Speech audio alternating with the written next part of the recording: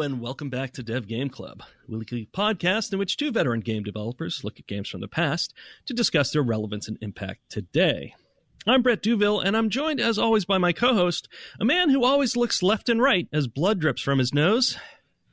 Tim Longo. What? That's the new guy. Oh, right. Okay, got it. Well, that's assuming that I've been damaged, but I don't get damaged. Our audience knows you have been. Okay, fair enough. That's the callback. Anyway, go. Why don't you tell our audience about who we've got laughing on the other side of the line? Yeah, so we are very happy to have John Romero on the podcast to obviously talk about his career and Doom, which we played for the podcast in 4 episodes, and then SIGIL specifically, but then also anything else he wants to talk about, to be honest. So I'll jump into his intro really quickly. It's very difficult to cover John's entire career in the time we have. So I'm just going to hit some highlights, and then John can correct me if I messed anything up along the way. So John got his first job in 1987 working for Origin Systems, and he had been programming for 8 years before that on various projects, personal projects and otherwise. He worked on a handful of Apple II and Commodore 64 projects while there, before moving on to a company called SoftDisk, where he would go on to hire John Carmack, Adrian Carmack, and convince Tom Hall to come over as well. In 1991, the group left to form id Software, where the group was responsible for such games, obviously, as Commander Keen, Wolfenstein 3D, Doom 2, and Quake during John's time there at id. In 97, John and others left to form a new company called Ion Storm, and gathered an all-star group of leading developers across the industry to create original IP games like Daikatana, Deus Ex, and Anachronox, which we played on the podcast and also had Tom Hall on as an interview.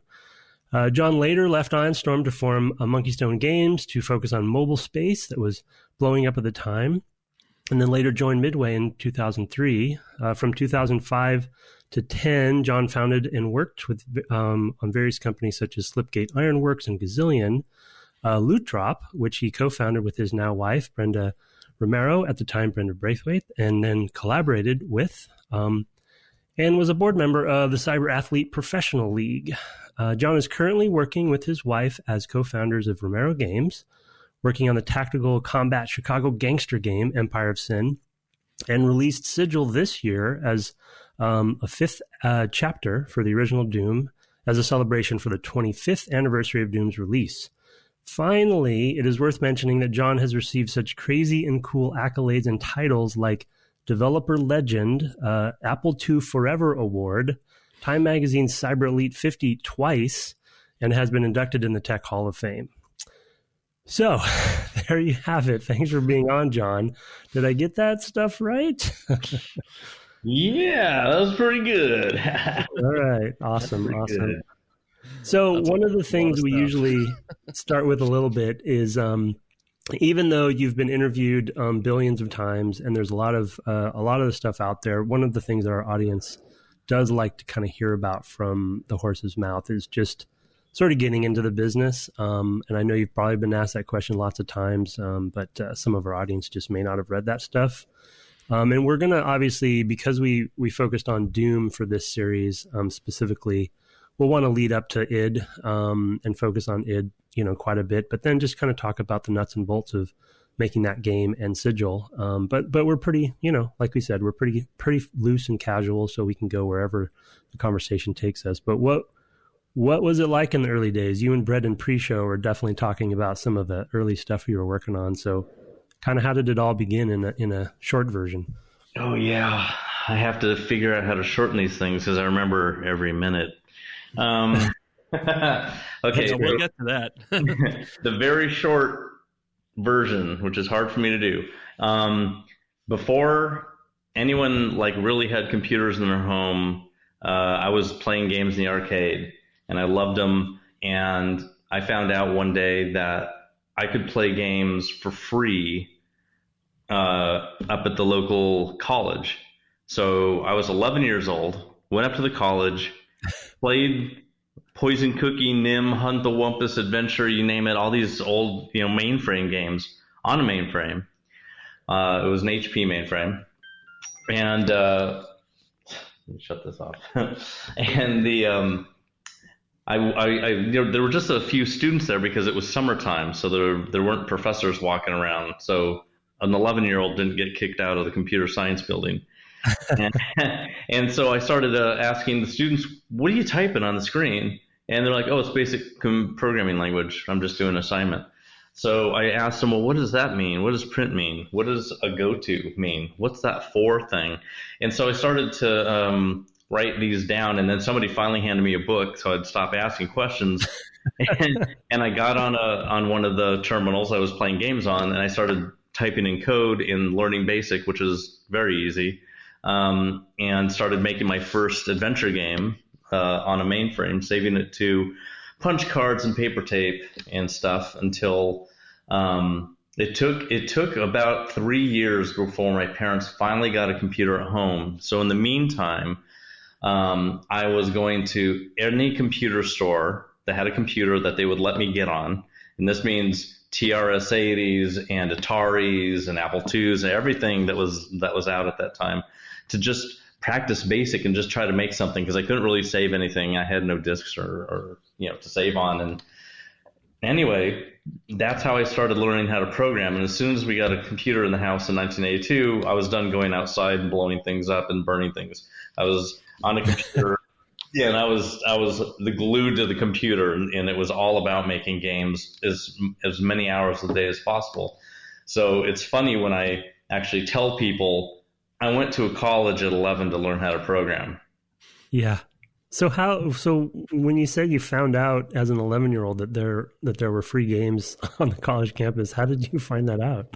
I found it out from a friend of mine called Robert Lavelock, and Rob and I have been friends since we were 8 years old, and he lived in the neighborhood with me.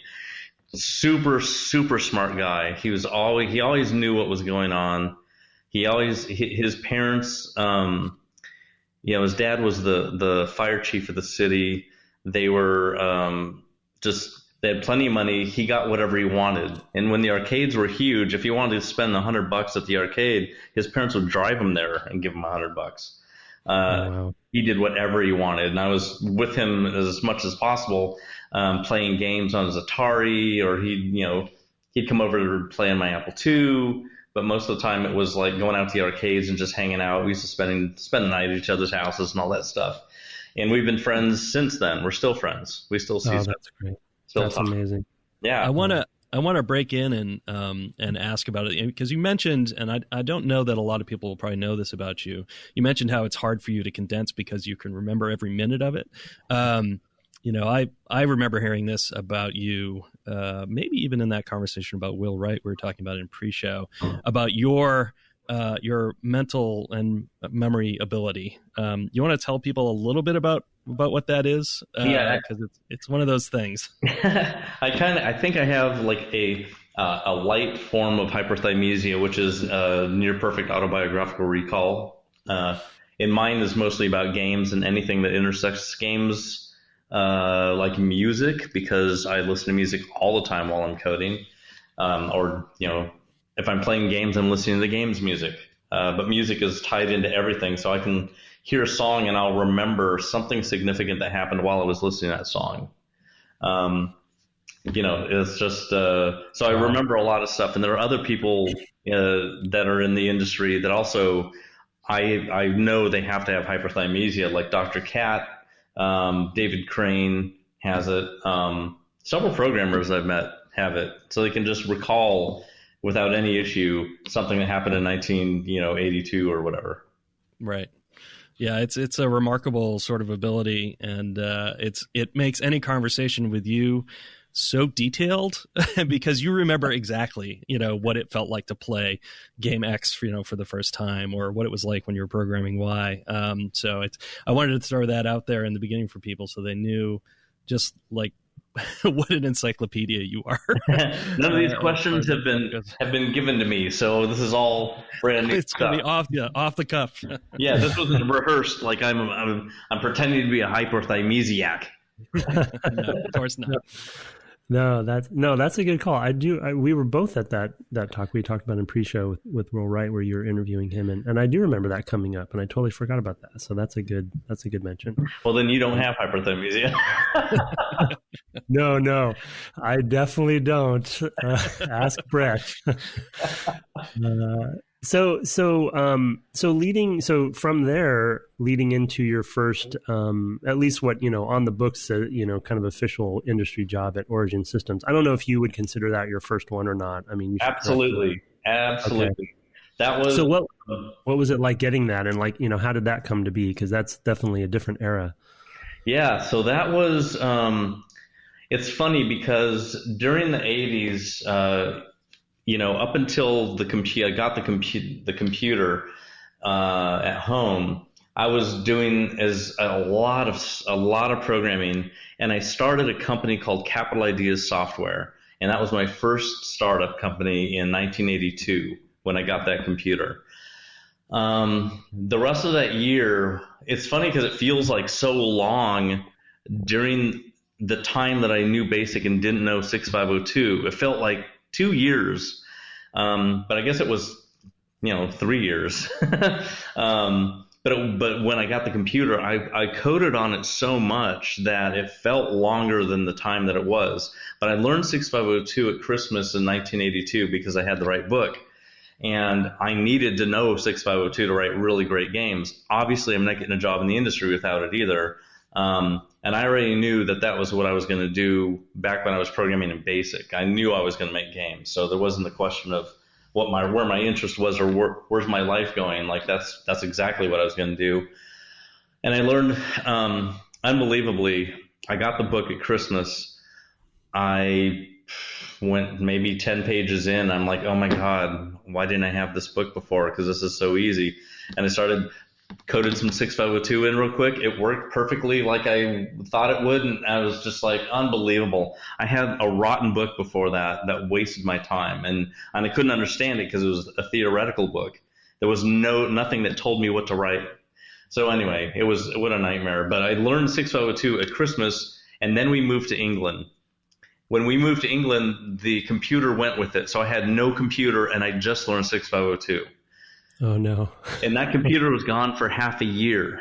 So I had to hand assemble. I had to write my games out and hand assemble them into machine code, all of my games. So when the computer came, I could just type it in as fast as possible.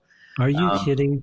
Are you kidding? I still have all those listings. I still have all of the art, the bitwise art where you have the matrix and you're like putting dots and figuring out the hex values and all that stuff.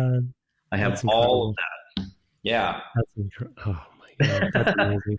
So I lived programming this stuff. And by the time I got to Origin in 87, I had published a bunch of games. I'd been on the cover of magazines. Like my games were on the cover of 3 different issues of Nibble magazine.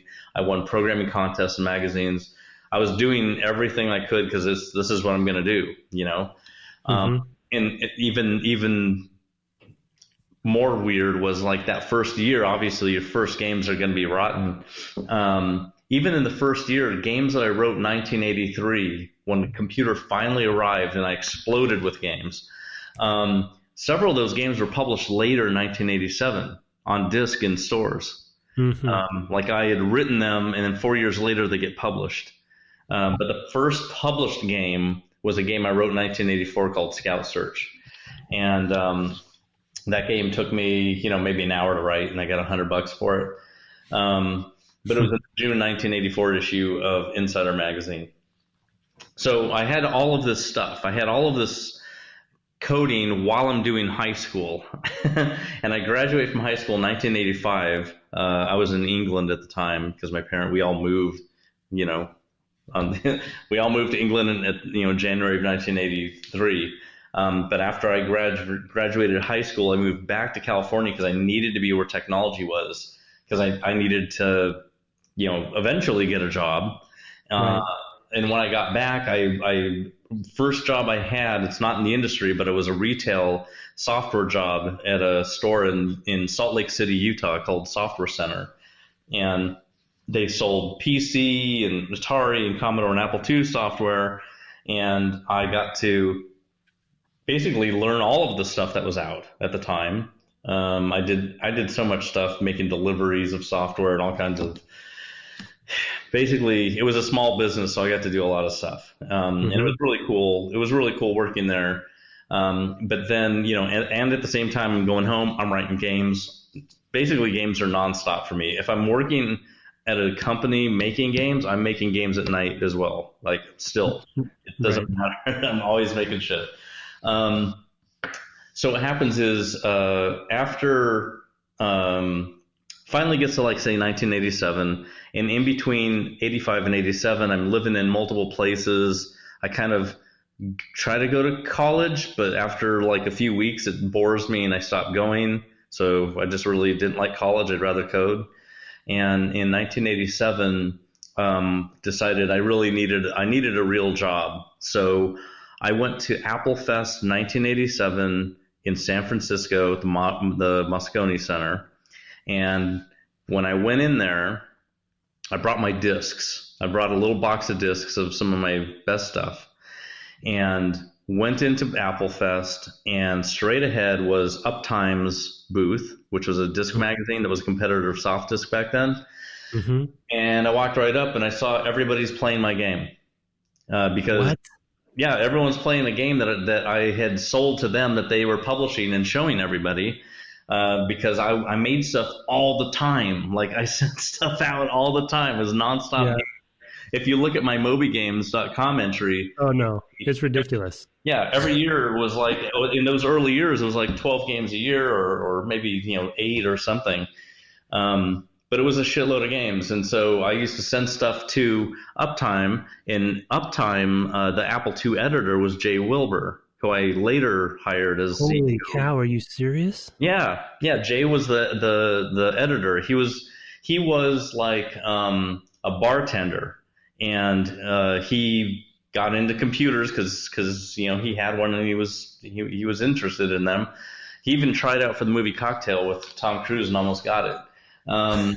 Wait, but yeah, are we talking about the Jay Wilbur from Epic? Yeah.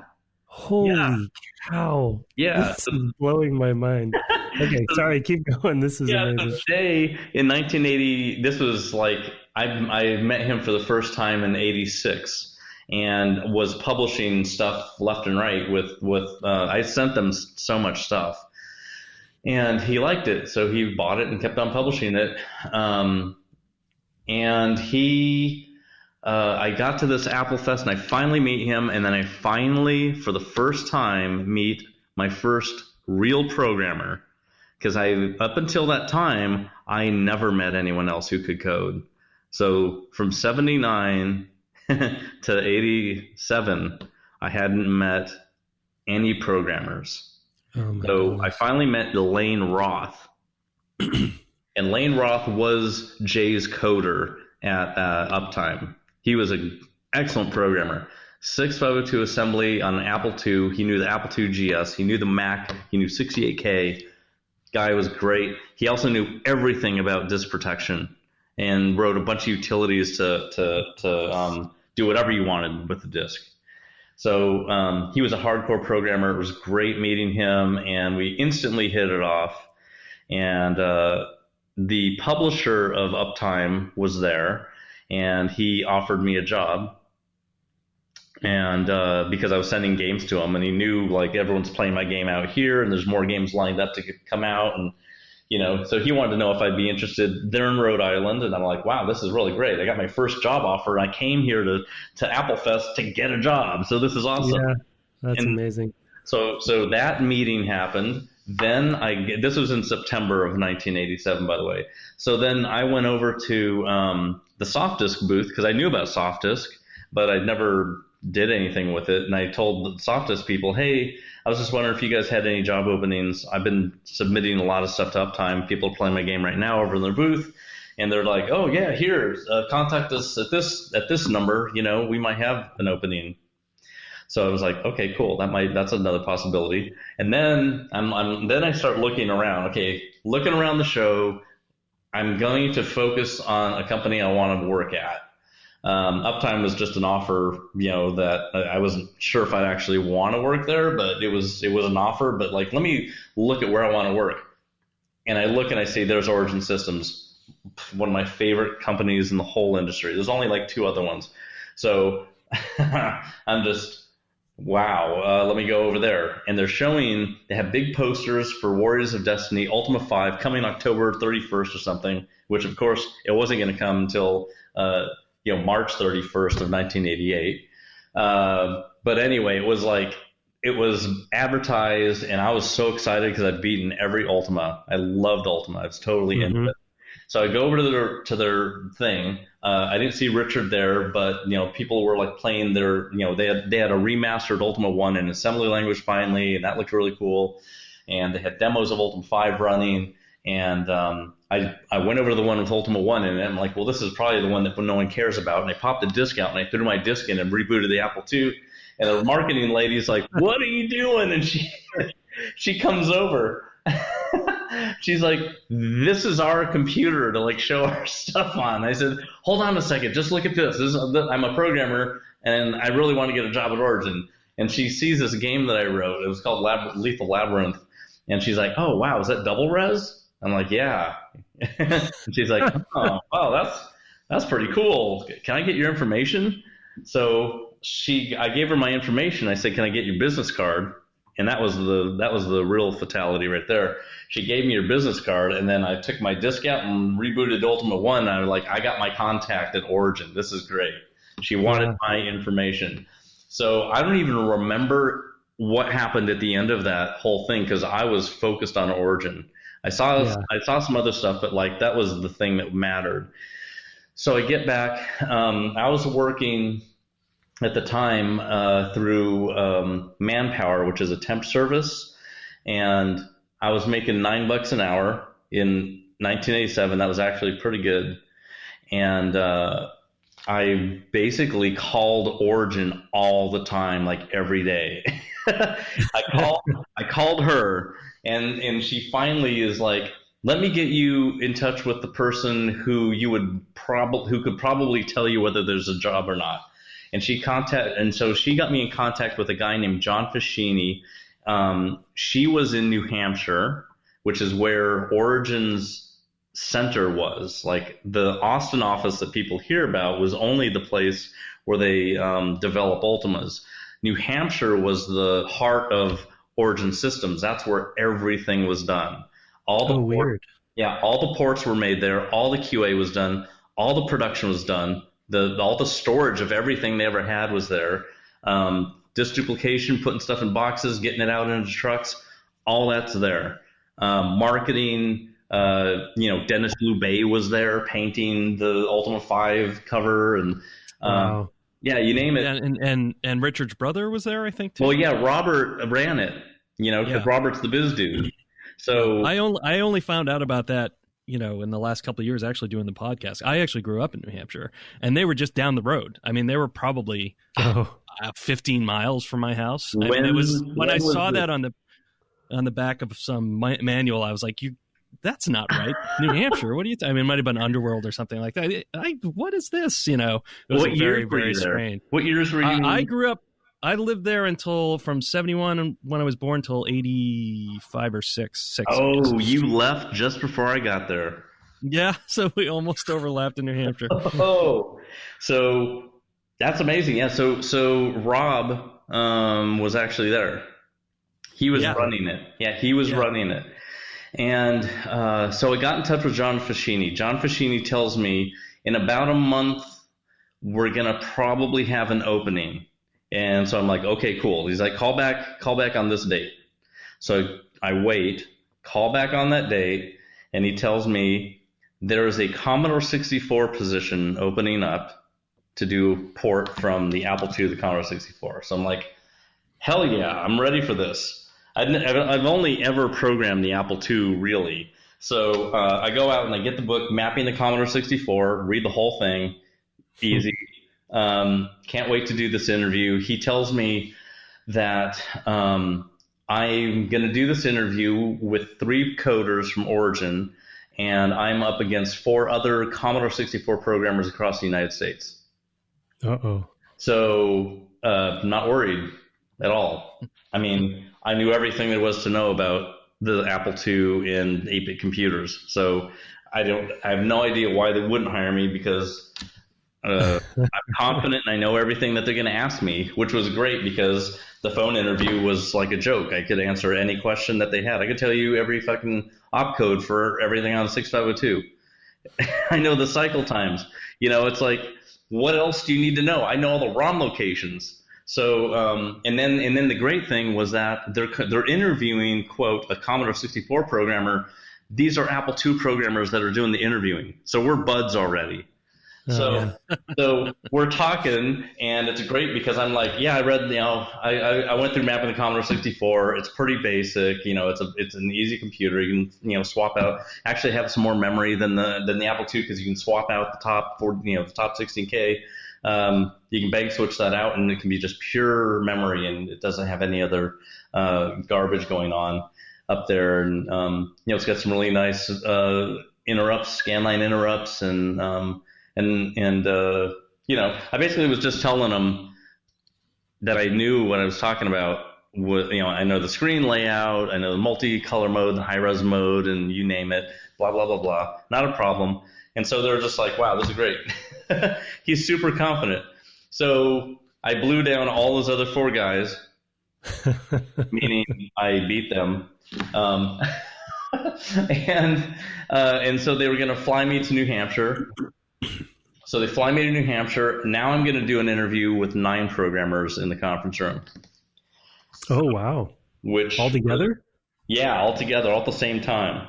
Wow. It was probably the easiest way to save everybody's day, just to do it during this 1 hour, and it's not wasting a bunch of other time.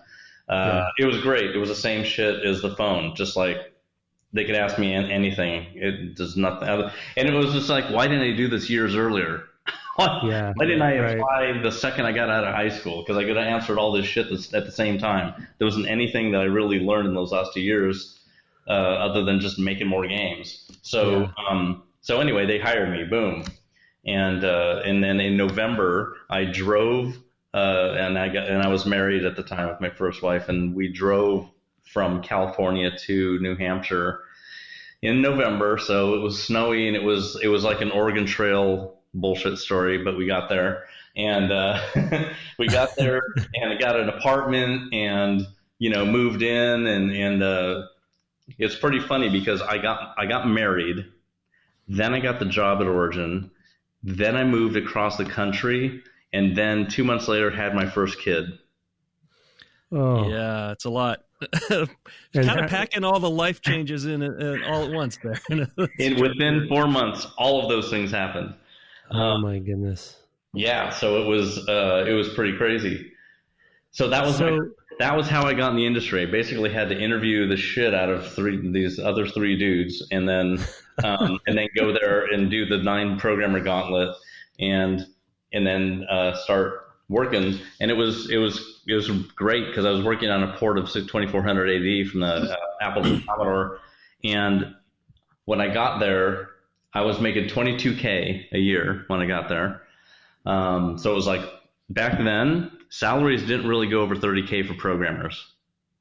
I was working with a programmer. When I was working at Burger King, one of the guys I was working with was a Bell Labs programmer, C programmer. He was making $30K, and he's like, yeah, you can't go above 30. And then when I got to Origin, I was asking my manager, he's like, yeah, they don't pay programmers over 30K.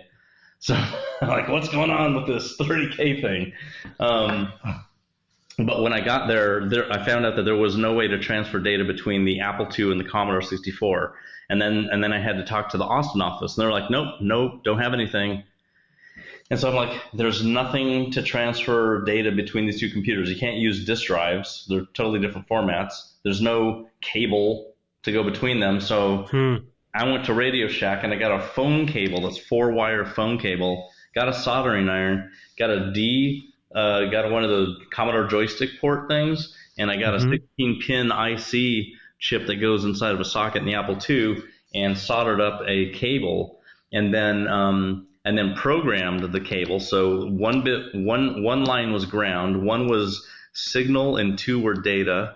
And then I coded on the Commodore, on the shitty calculator key Commodore keyboard, programmed the receiving code. And then on the Apple II, on the really nice Apple II GS, 3.5 megahertz GS, I programmed the Apple II transmitter code. Joysticks don't send data out. They only take data in. So the Commodore could not say, oh, I got the data.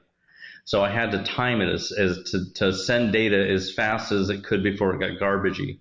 So I was basically shifting bits on the Commodore. I'm looking for a bit, and when it's on, I take the 2 bits, I shift them into a byte, and I just fill memory that way. And that's how and then after that worked, then I sent a real program. Then I wrote the real thing, sent itself over the line, and then it replaced itself with a full program that could actually, know where to save it in memory and on disk and all that kind of stuff. So I wrote this transfer stuff in probably a couple weeks, 2 weeks, and I got a raise because it was amazing. So I went up to $26K, and that cable is in the Origin Museum now.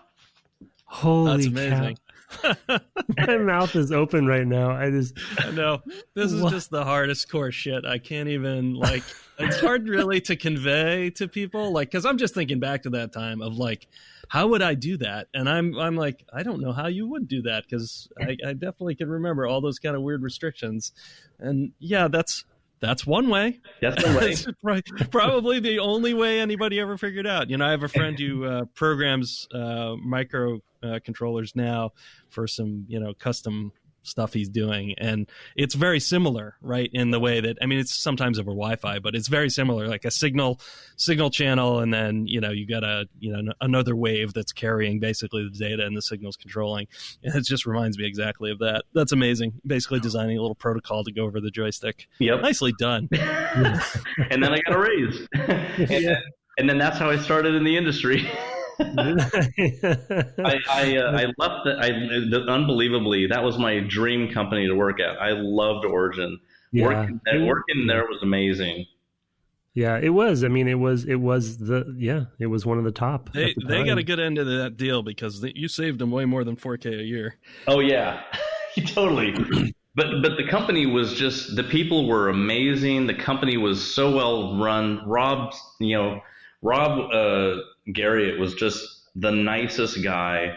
Everybody up there was just awesome. There was nothing negative about working there. It was unbelievably great. But I left only 8 months after I started. And I did that. Wow. I did that because my boss, John Fascini, who was a badass, he was a PC coder and an Apple II programmer, assembly on both of them.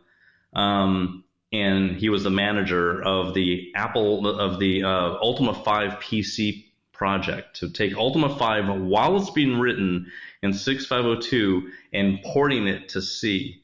And he had 3 other programmers, Ed Nelson, Cheryl Chen, and Herman Miller. He had all of them working on the project. Herman Miller was the longest person at Origin. He got like a 30-year award or something there. I used to take Herman, pick him up and take him home sometimes. But yeah, he was in charge of that. So anyway, he was going to leave and he was going to start a porting company, eventually turning into an original game company. And he basically asked me if I would co-found the company with him. So I'm like, well, yes. I have a wife and a kid at home, but I'm taking chances. So was that Softis then, or no? No. This is my second game company now. It's called Inside Out Software.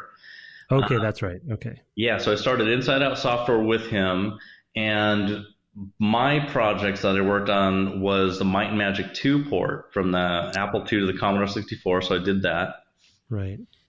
And then I worked on Tower Toppler, which is Nebulous in Europe, and on that project, the project got canceled because Epix was dumping all their money into Lynx development, and they were really hurting as a company. It's the end of the 80s, This is 1988 now.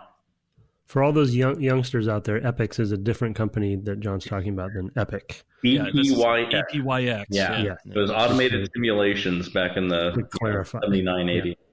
Yeah. Crush, Crumble, Chomp, Temple of Apshai, all that stuff. So, Right. they canceled the project, and I knew at that point, this is 1989, I knew that 8-bit was dead, absolutely done, and I love the Apple II, and it was the death knell. I wasn't going to be around to be one of the last 6502 coders grabbing onto a ledge. I needed to get on the PC, which I fucking hated, but I needed to because that's where the world was. So when they canceled it, we didn't have money to pay me, and we'd already hired some other people to work on Alien. If you remember the movie Alien, we were making an Alien game at Inside Out Software, and we just didn't have the extra money. And you remember my friend Lane Roth. Lane, I hired him at Inside Out, and he was working on the Dark Castle Apple II GS port from the Mac. And Dark Castle itself is just this classic badass game. And I loved it. Lane is an Apple diehard, and John Fascini, my co-founder, was a PC maniac, and they hated each other. So Lane left, and then I got bad vibes from John because I'm good friends with Lane. Yeah.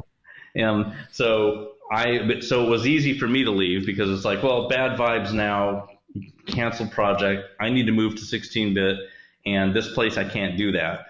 So I left the company to him. I move out. I had to get out of my apartment. I moved in with Lane. My wife was in California having another kid. And in this meantime, Lane and I start a new company called Ideas from the Deep. And we basically were making games. We made a few games. And while I'm at his place, this is only like a month or so, I'm at his place. Jay Wilbur, his friend, my friend, was leaving Uptime to interview at SoftDisk. So he told me that. I'm like, really? He's interviewing at SoftDisk? That'd be cool if we all worked down there together. So I found the number to SoftDisk, and I called up and I said, I'd like to talk to the president. So that's what I did. I called. The president answers the phone, Al Vacovius, and he's like, hello, is this John Romero? I'm like, because I said my name, and I said, yep. And I was just wondering, Jay Wilbur was down there for an interview, and I was wondering if you needed anyone else. And he's like, oh, definitely. I want you down here interviewing as soon as possible. So I'm like, awesome. Also, I'm with a really great programmer named Lane who worked with Jay. And he's like, yeah, we'll get Lane down here too. I'll send you 2 plane tickets right now for this weekend. So I'm like, hell yeah. So we get on a plane in 2 days and fly down there. Jay's there doing an interview. Lane and I are there.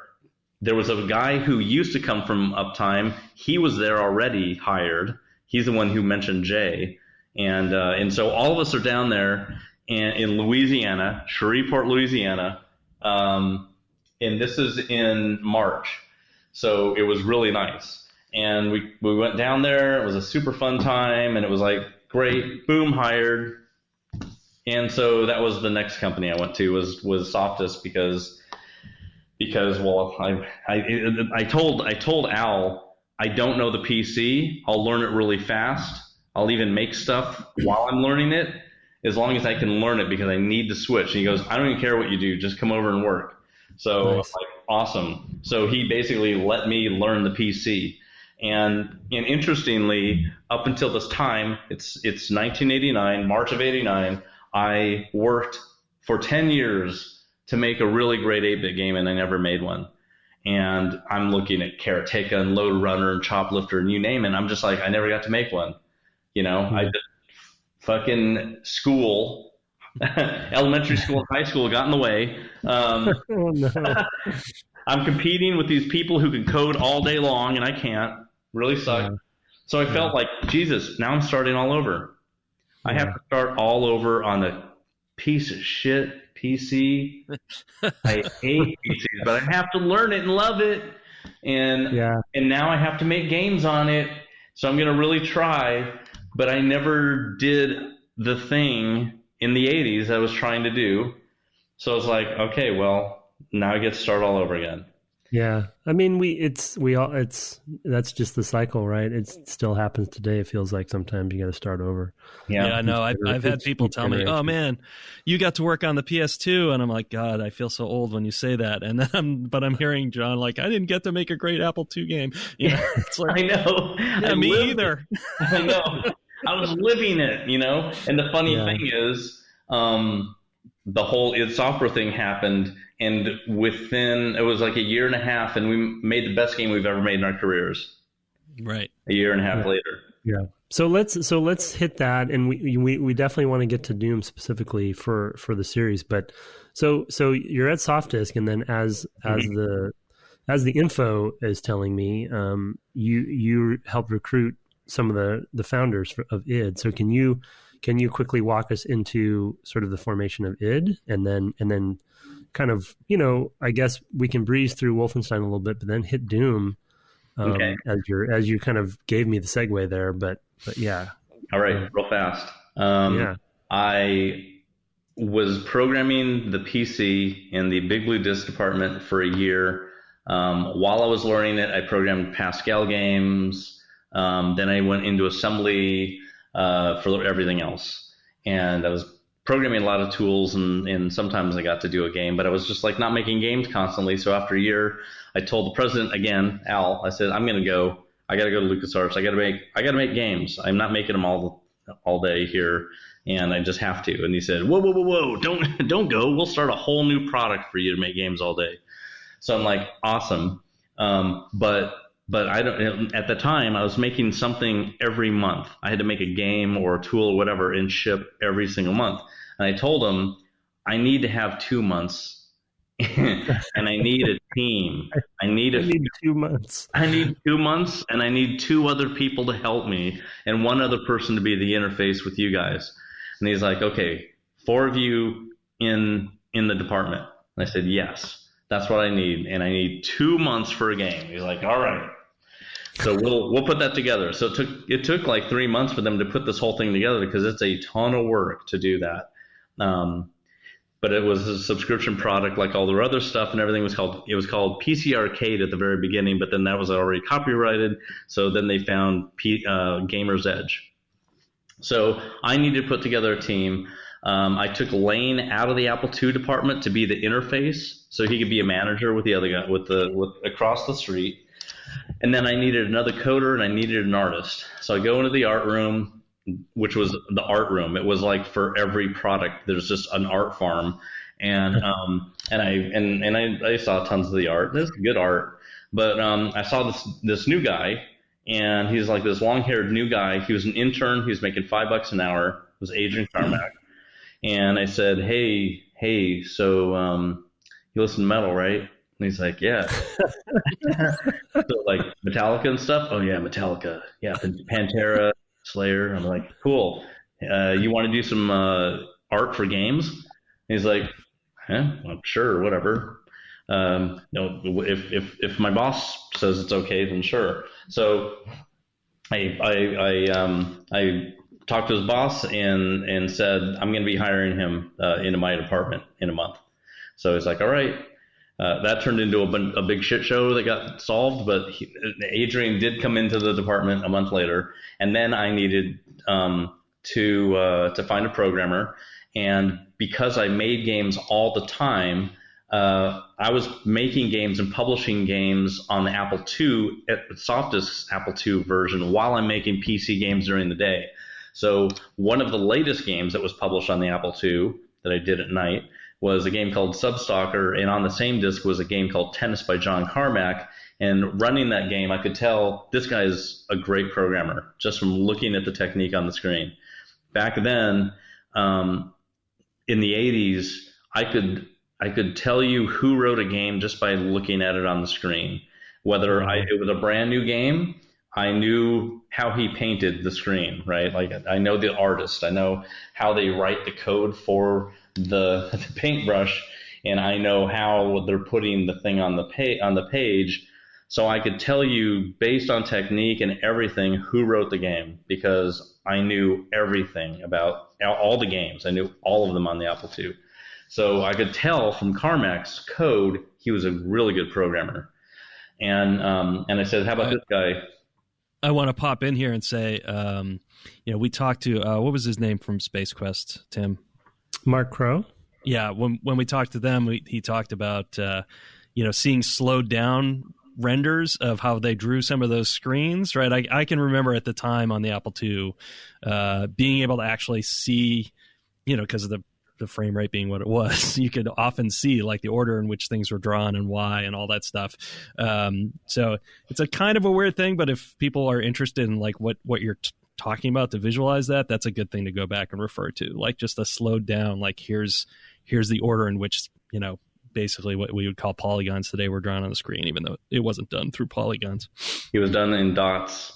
Yep. Pixel by pixel. Yeah. Every pixel was manually put on the screen. Yeah, you can see it. You can see it fill, right? It's just well, that's wild. If you're talking about the really early adventure game art with fill routines.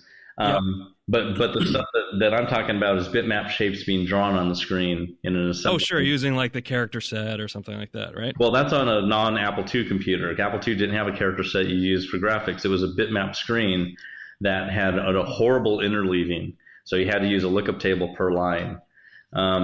You couldn't calculate. You couldn't really calculate it. It was horrible. I'm gonna have to take this offline, but I'm like, but I used to do some sort of character set thing with Forth. But that might have just been a layer. That was built in to, if you were doing Forth on an Apple II, you're probably doing it in GraphForth that Paul Ludus wrote. Yes, yeah, he was. Yeah. Okay, all right. Paul Ludus wrote that. Paul Ludus had a graphic characters generator. That's what you were doing it with. That wasn't actually the Apple II stuff. Right. Okay. I can tell you everything about that. So anyway. Programmer.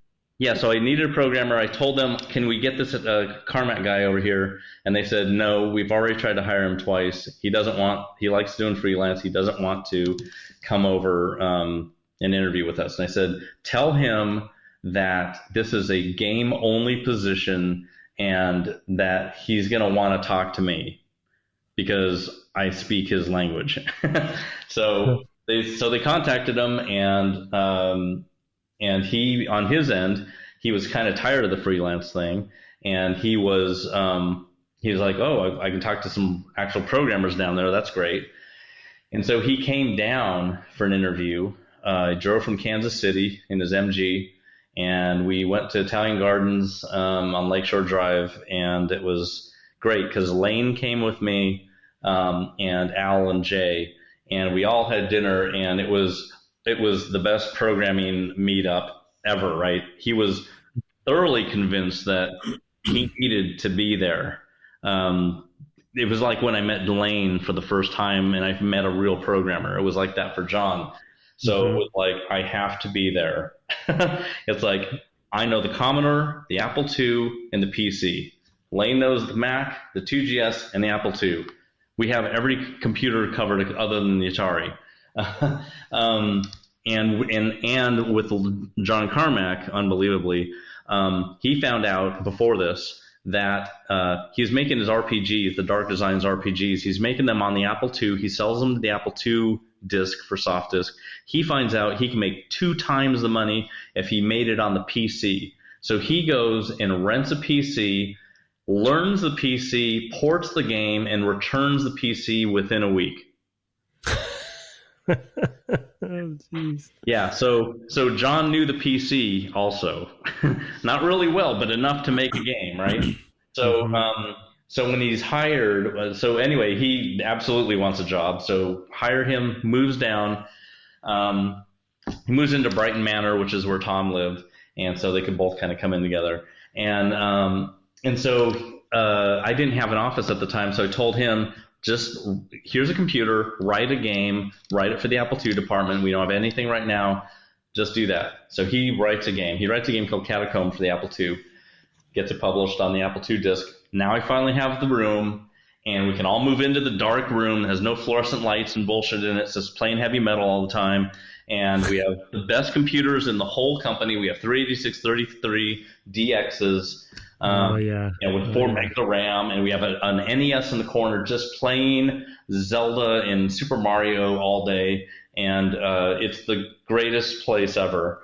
And everyone in the company hated us at that point now. But we didn't care because we have our own room and we're going to make games. And that's how we started, was that. And at the very beginning, the marketing guy comes and says, before you guys make your first game, we need you to make a demo disc that we include with Big Blue Disc as a promo. What we need we need this in 1 month. You need to make 2 games in 1 month so we can put this on that disc.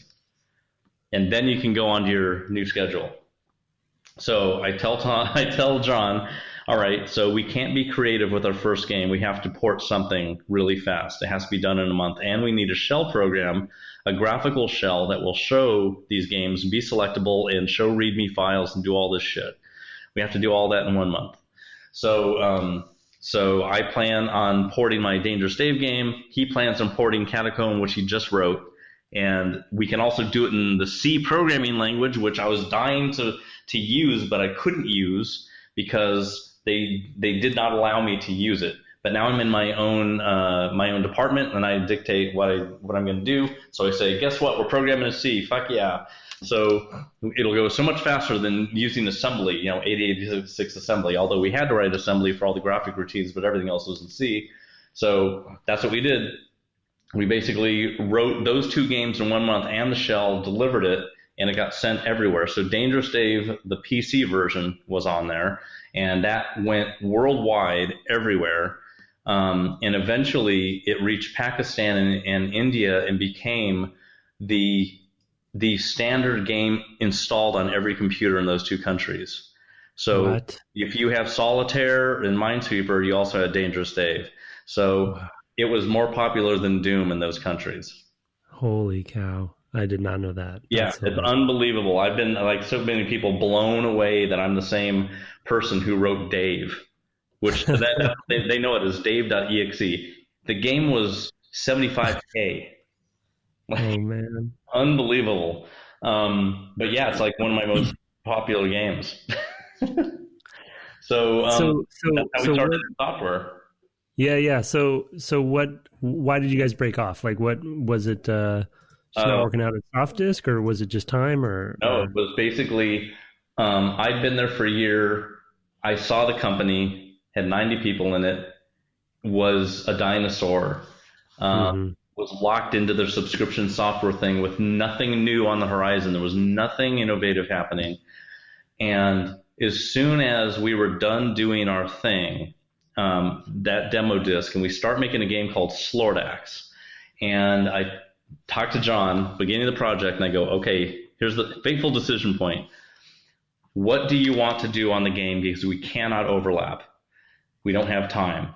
So you're going to do something, and I'm going to do something. Get this game done. What do you want to do? And he said, well, I'm interested in the architecture and like graphics programming. And I said, okay, I'll do everything else. So I'll write the tools, I'll do the levels, do the game design, write whatever stuff you don't want to write, the menus, blah, blah, blah, whatever. I'll do all the other shit so we can get these things out. So I give him Power Graphics Programming by Michael Abrash, which has everything in it, every single port in and out for every adapter.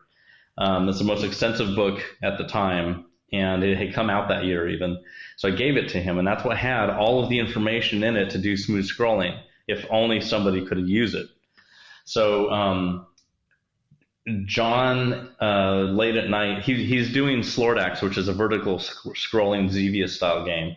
And I told him, I'm not really impressed by vertical scrolling because you could do it on an Apple II, you can do it on every 8-bit system. That's not hard. What's hard is smooth horizontal scrolling like Mario.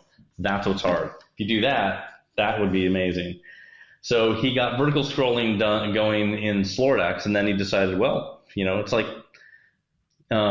it was, I believe, during the end of the first month of SWotH, and he's going to do an experiment. So at night he starts working. This one night he starts working on. This is September 19th. He starts working on the horizontal scrolling, and I left to go home around 10 o'clock at night, and Tom Hall was still there. He comes into the room, and he sees that John's got this horizontal scrolling thing. So he's like, oh, that's interesting. And so he so he says, why don't we make the first level of Super Mario 3, which was just playing endlessly next to him. And so John's like, yeah, let's do that. So Tom came in there, used Alex Paint 2, replicated all the tiles for Mario. John takes my Dangerous Dave character, which had animation frames, because that would take Tom too long to draw Mario and animate Mario. And he used my level editor to make the first level with his tiles. And John got Dave jumping around and scrolling. And they got done at 5 a.m., put it on a disc, put it on my desk. I come in at 10 a.m. in the morning. I see the disc, and Tom put a sticky note on it that says, run me. So I'm like, oh, interesting. They don't do this for no reason. So I put it in, and I run it, and I see it says Dangerous Dave and copyright infringement because he had time to draw a title screen. And then it pops up, and as soon as I move the character horizontally and it scrolls, my mind was destroyed at that time. Yeah. I was blown away, and I was moving left and right. And I'm like, oh my God. As soon as that happened, we were gone from SoftDisk. It was done. It was finished. It's like, this is something no one has. This company is dead. We have to start a new company. We need to make something with this. Like that all those thoughts happened within a millisecond. And, oh, wow. And it was like, I couldn't work for hours that day. For 3 hours, I couldn't focus on anything else. Nothing had ever happened to me like that in my whole life, that I saw the future immediately. I saw something no one else had seen on a PC that was introduced in 1981. Because I played every game. There was no such thing as a horizontally scrolling game like that. Like Captain Comic and the other shit that was just like moving by 8 pixels. There was nothing that actually did this, or 4 pixels in EGA. No, it was 8 pixels. Yeah. But it was like unbelievable. So I started showing it to some of the PC guys because they programmed the PC. and I showed it to them, and like, oh, that's kind of neat. And I'm like, are you serious? Oh, no. Yeah. So Dinosaur, like, okay. Right? Like, I'm like, okay. They don't get it. Yeah. They don't get it, and I'm glad. Fine with me. I don't care that you don't get it, but I absolutely get all of it. So when I get back in the room, Tom and John, they come in at like 11, and I'm like, unbelievable. I just tell them everything's changed now, and Jay Wilbur came over because I showed him. I mean, only the people that I knew would matter. Jay comes over and he's like, wow, I hear that was a pretty cool demo. And I said, dude, we're out of here. And he's like, woo. And he closes the door. And I said, this tech can't be used by this company. We can make something with it, but it'll flop. This whole company is a flop. Like, we need to leave. We need to make something and get out of here. We're making new shit. This is the beginning of new shit. And so they're like, okay, well, I guess we'll figure out how to do that. And so, that's when we decided, let's make a demo of this for Nintendo. It's just like we directly copied, Mario 3's first level. Why don't we actually finish all of it as fast as we can and then send that to Nintendo, which we did. So at night, when we were done working on the stuff during, daytime game and those Slordax stuff, then we switched directories and we start basically working on this Mario demo. And on the weekend was when we took the computers home and worked on the Mario demo all weekend long. And until it was done, it took 1 week of this, of this work, sent it to Nintendo, and just kind of waited for the response, which eventually did come back as really good job, but we are not going to publish anything on other platforms. So thanks. Mm-hmm. And so we're like, okay, not a problem. We're going to just make another game. And at that exact same time, Scott Miller is trying to get in touch with me. weirdly enough, he's trying to get in touch with me, but he had been sending me letters in the mail for weeks, and I put them up on my wall next to my desk because these people, multiple people, loved my games, right? So I thought I had fans on the wall. And then oh, no. I'm reading a PC Games magazine that was talking about Cross, the Kingdom of Cross, and this Scott Miller's shareware empire thing that's going on. And I see the address at the end of the article. I'm like, I know that address. And I look over to the right on the wall. I'm like, what the fuck? That's the guy? So I'm like, what the, and so I wrote him a letter that basically was like, what? He could not contact me normally. I wrote him a letter saying you're a psycho and all kinds of shit. And anyway, he contacts me and says I couldn't write anything normal because I know that they check the mail at SoftDisk and they think that I'm trying to steal you away or whatever. So I had to do it that way. And he's like, let's talk about business. I need you to make a game for me. So we basically talk about making a game. We would say Commander Keen. Basically, John Carmack came up with the concept of Commander Keen. Tom Hall came up with the name and the actual writing of Keen and everything that came out of it. He wrote this thing up in 5 minutes in the Aptitude department, came back and read the description of Commander Keen and his being with Big and Mega Rocket like that. He read it in a Walter Winchell radio voice. And it was just awesome. And we're like, that's the game we have to make. And so we sent that to Scott in a physical letter, of course.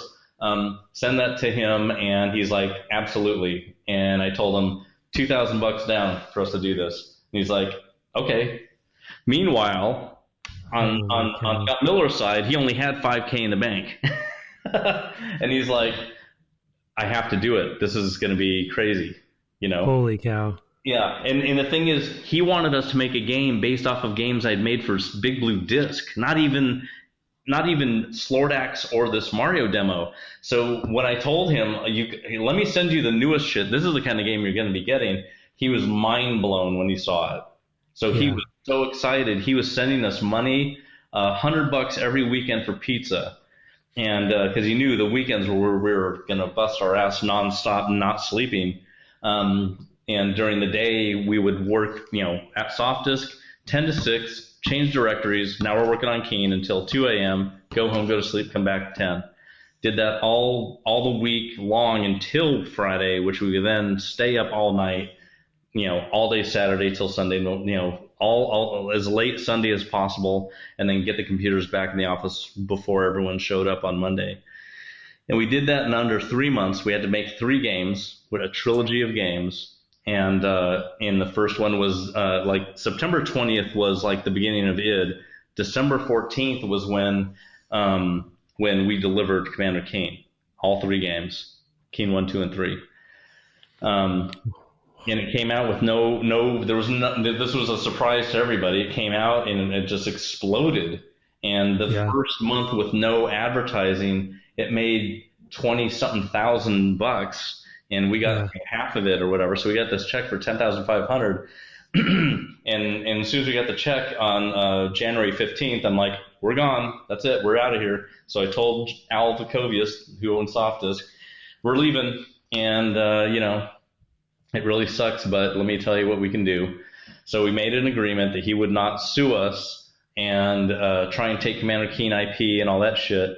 And what we would do for him is continue making the games for a whole year while his internal team that he puts together can use all of our source code and start making other games and create a backlog or whatever. But after a year, then they would take over.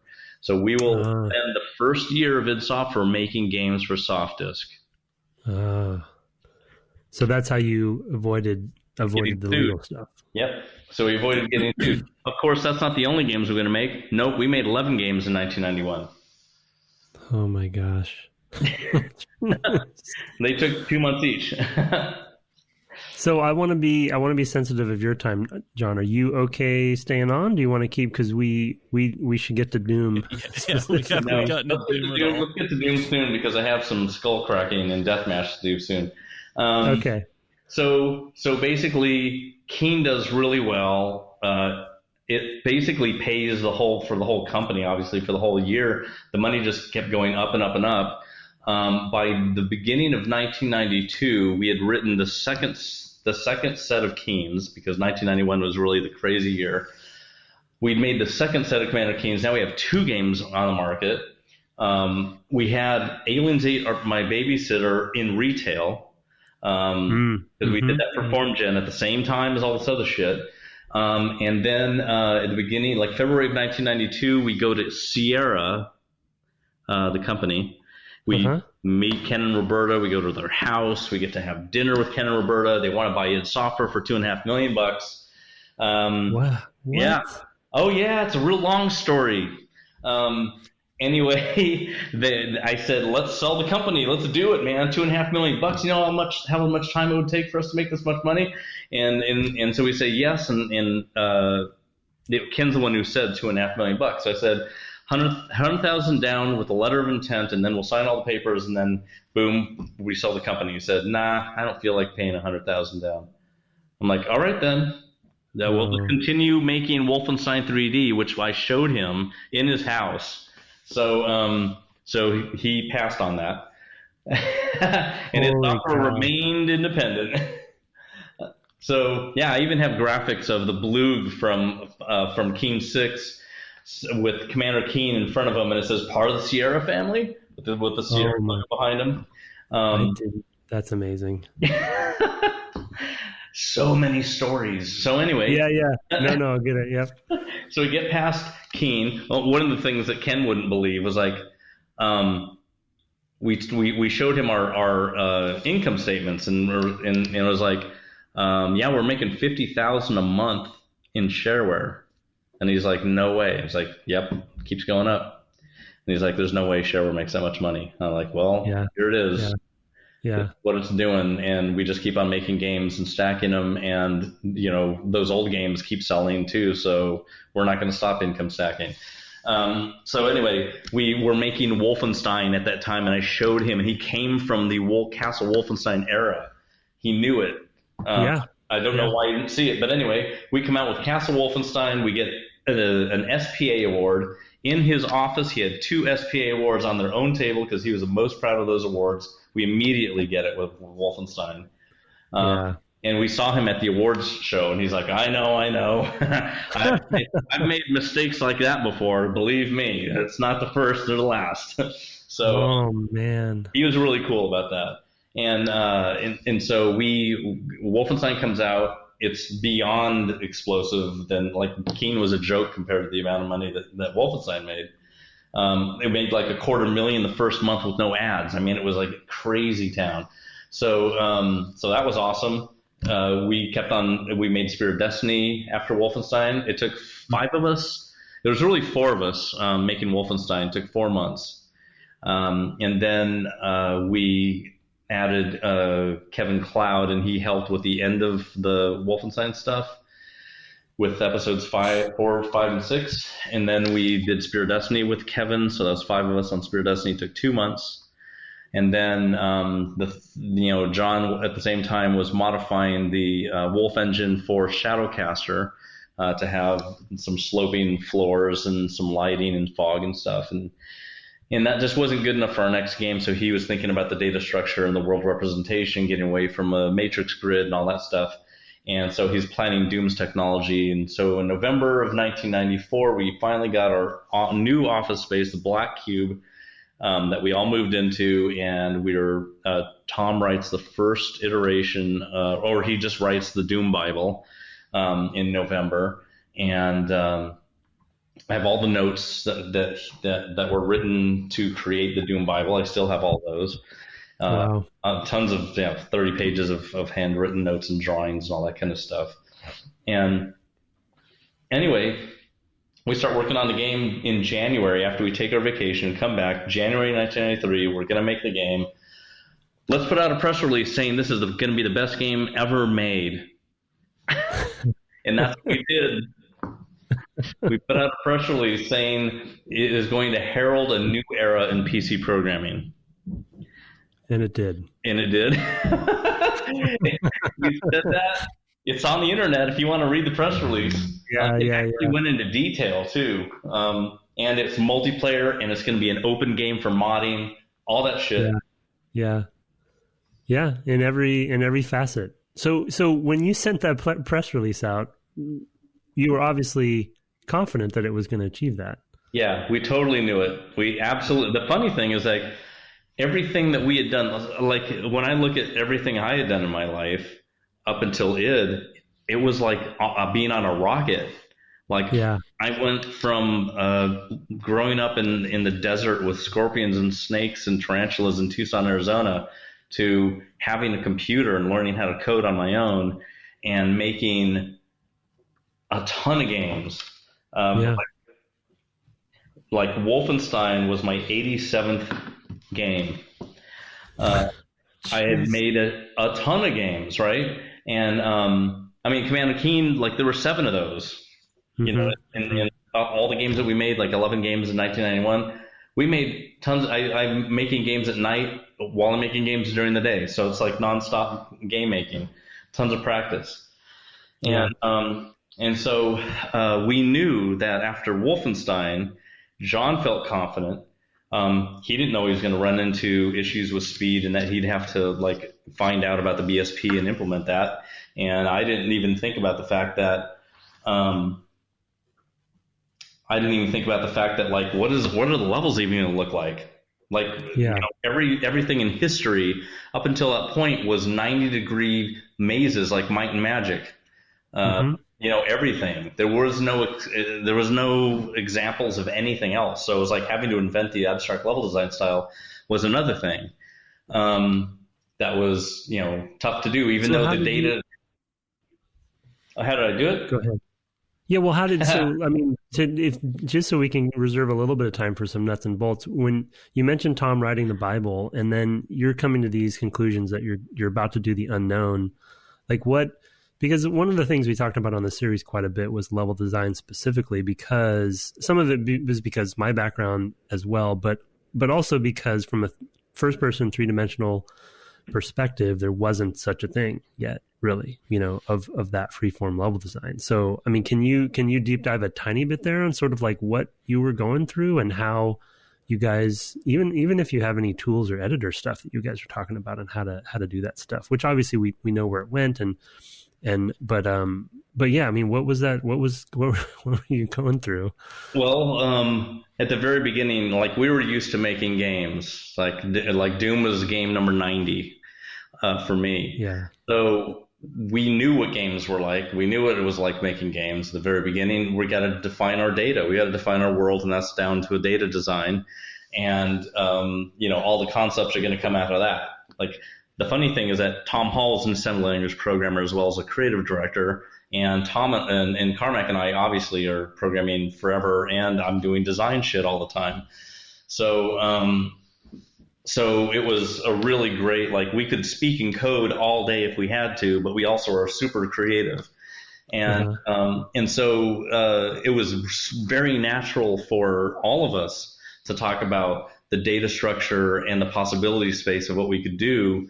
And John was, you know, getting the engine together within the first month. You know, the engine was already running and rendering, you know, with a vertical span splitter, you know, the walls and stuff, you know, without the angular rotation. It was only looking left and right and stuff. It was not 6 degrees, obviously, and that's why it was fast. So we were making some kind of weird little shit levels at the very beginning that were just going to be throwaway things while we tried to figure it out. I had to write the editor because we had nothing to build these levels in. So I had to learn Objective-C, and I needed to learn the UI kit and everything else that's on the next step to make the editor so we could actually make levels for Doom. So knowing the data structure made it easy for me to just like, you know, create it. And it was mind-blowing being able to program Next Step. Like DOS was a super joke, and Next Step was the future like 100 years from then. It was amazing.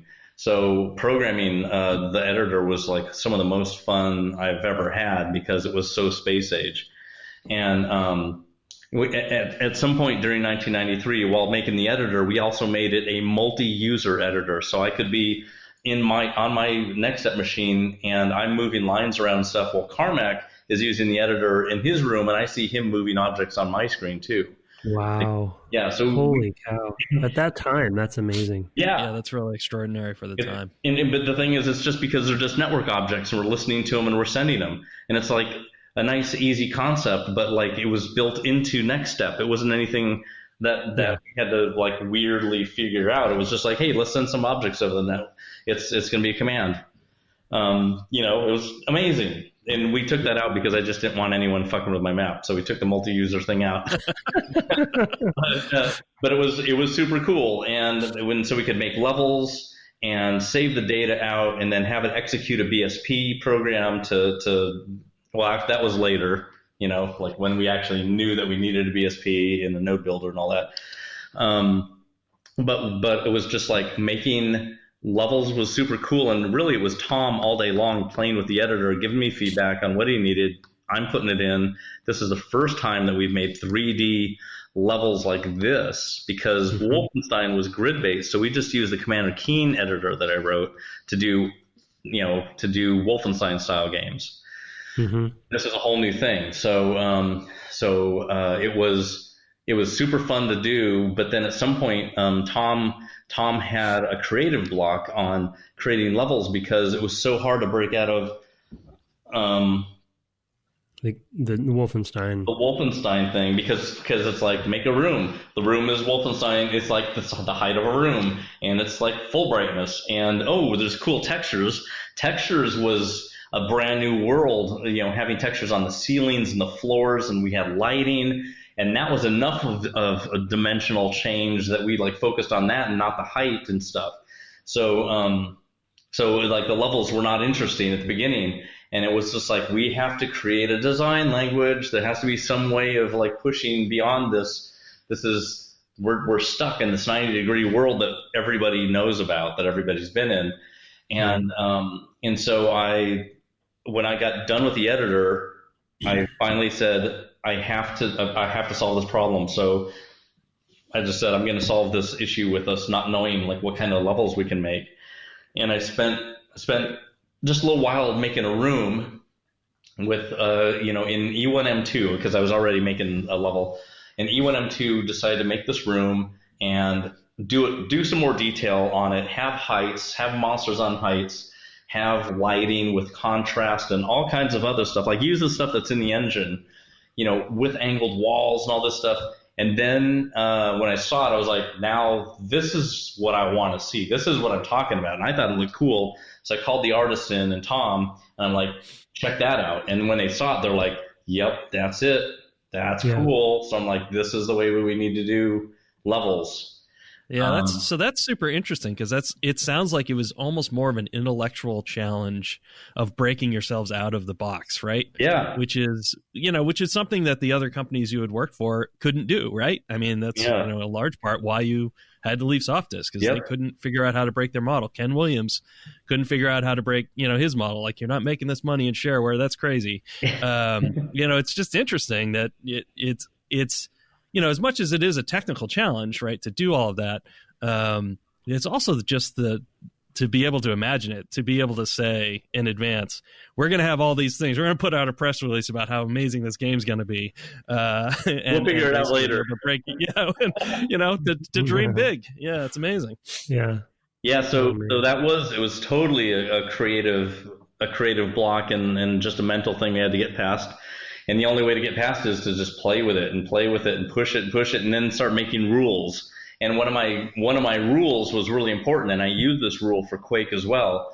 While making the Doom levels, I was like, if any room in Doom could have been in Wolfenstein, you fucking failed. You need to make rooms that could never exist in Wolfenstein as a baseline. And so that was the important rule to transfer to Quake. Every room in Quake cannot have been made in Doom. Yeah, that's brilliant. Yeah, it's a simple little rule, but it has a big impact. Essentially, yeah, I mean, and having a rule that uses a previous game in the rule is very fascinating to me too, because it's very Nintendo in that way, because they, their iterations are through their launched products. You see their evolution over time. They're shipping their prototypes in a way, you know what I mean? And Wolfenstein was that for you guys, and even like you said, Commander Keen too. So you can, if you look back with hindsight, like you see the progression that you went through, but then you hit this moment, this inflection point that then broke out, like Brett said, broke out of that box. It's just so amazing. Yeah, and it was just being able to focus on it. And the other nice thing was this: we made games up until Wolfenstein every 2 months, or shorter than that. So with Wolfenstein, we said, we don't have a timeline on this. We're going to make this a great game, and we'll know when we're done. And that was 4 months. That's how long it took to get there. And then with Doom, it was the same thing. This worked really well with Wolfenstein. Same thing with this game. We thought we'd get done by the third quarter, because it's like, well, if we double Wolfenstein, we already doubled our 2-month thing to 4 months and got Wolfenstein out. What if we double Wolfenstein for 8 months? Okay, we're looking at third quarter. So that's why we said third quarter in our press release. But it took us a year. But it was like, it was challenging. It's a very challenging year trying to make a level design style that you can then put through every level. Like, it needs to all look that way. We already ate up 3 or 4 months not having that style. And, John was never, like, there's never been a problem. He will solve any problem. He was learning like in crazy amounts of stuff, programming nonstop. He was, it was like he was a reason why we felt invulnerable, because we could do anything. We were doing things that no one could think of. So it was really, really great. And so even doing things like, we didn't know that there was going to be a problem making levels. We've been making so many levels together. Like Wolfenstein was just 60 levels, not counting all the Keens and all the other games that we made. We made hundreds of levels, and then it's like, oh, now we're hitting a block. We're doing something really new that no one's ever seen. This is going to take some time just figuring out what it'll look like. We'd never hit that before. Yeah. God, it's so cool to just even try to imagine that moment, or that phase where you have that revelation of how new it's going to be. God, that's so cool. God, I'm so envious of you. Yeah, it's hard to. Yeah, it's hard to imagine breaking out of that box, because you're talking about the old. Ultima 1 or 2 had those rectilinear walls. I mean, they're all vector graphics, but it's the same thing. It's like you could turn 90 degrees at a time.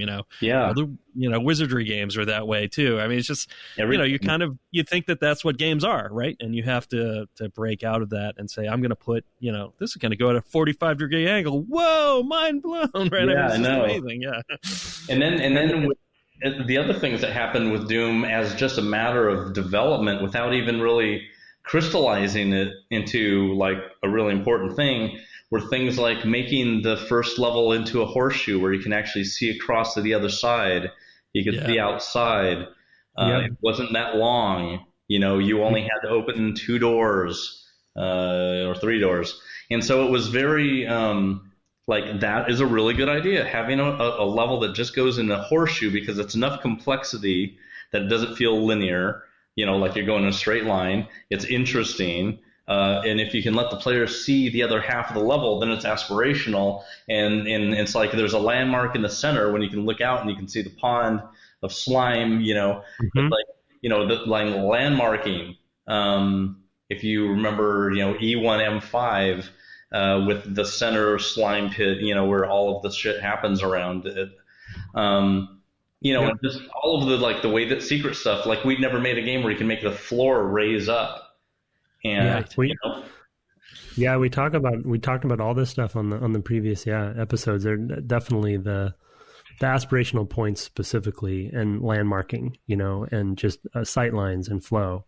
And how important that became to level design, for first person, games in general. I mean, just it's all there, right? In Doom. Yeah. I'm looking at, as you're talking, I'm looking at these top down maps just to kind of like walk through it with you it's really fascinating. But yeah, keep going. Yeah. Like secrets, like we were already stuffing secrets in Keen. So like we were really frustrated with Wolfenstein until we finally got the push ball in. And then with Doom, it's like no one is controlling secrets anymore. Like we get to do as much as we want. And so we could do all kinds of crazy shit with secrets in Doom. So one of the things people don't know is like in Doom, if you're in a level moving around, getting, seeing lights flickering, flipping switches, making, elevators work or stairs build, closing doors, all that shit, I programmed all of it. So everything that happened while you're in a level, I had to come up with the need for it, and then I had to program that into the level editor, and then I had to program it into the engine, and make sure that it could be saved and all that stuff to disk. And so I had to program all that shit in, and then watch it and tweak it and stuff. And so every one of those line specials and sector specials and all that shit, marking secrets, blah, blah, blah. I wrote all that code as I was making the game. So write the editor, write all the code for the levels, except for, the monsters and the guns and stuff, just the level stuff. And then like make the level design style, and then make a bunch of levels and try to make them really, really good. Like they needed to be really good. They needed to feel new and different, and do things that we hadn't done before. Because I don't even think in Wolfenstein that I even used the concept of backtracking, and so like E1M3 was the first level to really make the player backtrack. Which is why most people can't get past it in nightmare mode. But it was like, like going up and running over a line trigger and hearing a faint door opening as a secret, and just stuff like that we'd never done before. Showing you, here's a soul sphere, have fun finding that, you see it and you can't get it. How do you get it? Listen and you'll know. All of this stuff, turning off the lights when you pick up cards and scaring the shit out of the player, and all the stuff in there was just all brand new things, and like barely scratches the surface of what you could actually do, but it was all that we could do in a year. Yeah, but I mean, it's the beginnings and the tenets of first person level design. Like everything you're mentioning are things that just became lexicon, for all of us, for the industry. So thank you for sharing that. I don't know, Brett's probably going to start winding us down here. I wasn't going to wind us down quite yet, because I want to at least touch on SIGIL, because this is unique in the industry. Yeah. Like to have something by the original designer come out 25 years later running in the same engine. Yeah, it's flabbergasting. With things that you've learned, in between, for sure. Because there's definitely, and we talked about that, quite a bit on our episode about SIGIL. You want to talk a little bit about that process? Just like what your goals were and that sort of thing. Yep. So the number one goal for SIGIL was, I want to celebrate Doom's 25th anniversary by making a new episode for Doom. And I didn't know where I would put that episode, but I thought about it and I'm like, well, it's going to be a Doom 1 thing, so it should happen before Doom 2, timeline-wise. We made the Ultimate Doom. It was really hard. People, when I put out E1M8B and E1M4B, they liked the levels, but some people said it was too easy. And so I'm like, I need to make an episode that's connected to the original Doom that is super fucking hard for people who would be complaining. And I need it to fit as if it was made back then, not like, oh, here's this weird 5th episode that doesn't look anything like the original Doom. I'm celebrating the original Doom by making original Doom stuff. So that was the point. So I'm not going to go high detail on stuff and do crazy shit, but I needed to add some to the design language just a little bit. just to as if that's something that we came up with back then. So I did a few things in Sigil that are new for Doom. One of them was obviously the Baphomet Eye, using the Evil Eye sprite as a shootable trigger to open the way forward or secret areas. Right. So every time you saw them, you knew it was good. It was never bad. So the Evil Eye, is funny, is always a good thing. So that was the thing I wanted to do with coming up with something that we never did in Doom before, which is like this cool shootable mechanic where it forwards you through the level. And the first level I made really ended up being the 7th level in Sigil, and I put them in there. And I remember the first time that I knew, obviously, on the first level, I'm going to be teaching the player how this works. And I let somebody test it, pretty soon after that. And they're like, how's anyone going to know what that thing does? I'm like, don't worry. The first level is going to teach them everything about it.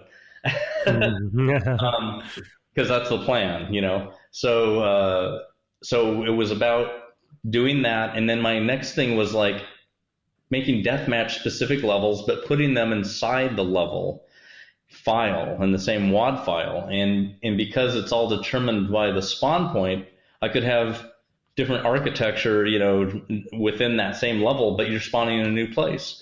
And while I was doing that, I remember I have the date that I came up with that, which was February 18th of 2018. Came up with that idea and thought it was like, no one's done this before. This is great. How is something in Doom that's never been done before, thousands of levels, how am I coming up with that right now? That's crazy. Yeah.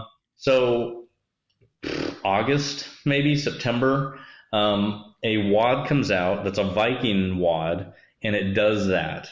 And there's reviews of it, and they're like, this is the first time anyone's done this. And they only did it really on 2 levels.